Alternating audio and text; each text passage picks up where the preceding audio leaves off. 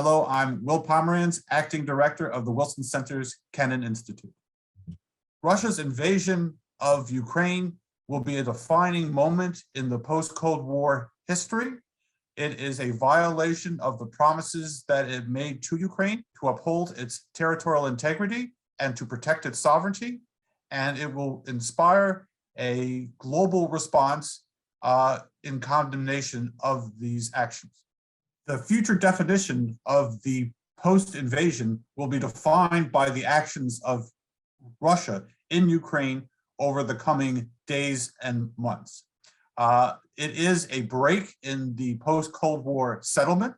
It is a violation of the sovereignty of the new independent states.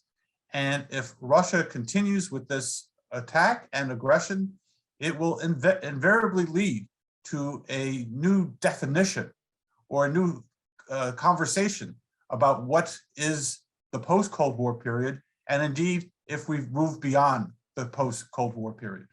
I think this is the beginning of a new stage in Russian history, a rejection of the post-Cold War settlement, and it will potentially lead to a greater expansionist Russia.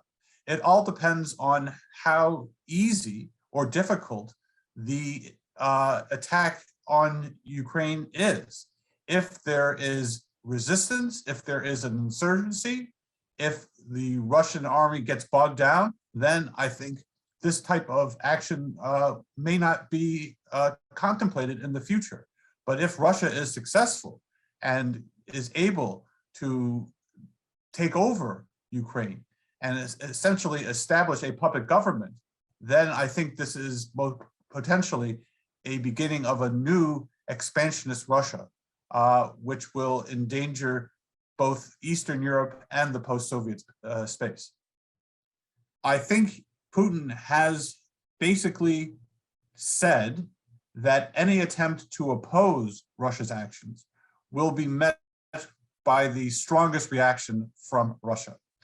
I do not know whether that includes nuclear war or not, but clearly Russia is in the position to launch missiles, a naval bombardment, aerial bombardment of Ukraine. And so I think that primarily is an attempt by Putin to say, don't interfere with this invasion of Ukraine.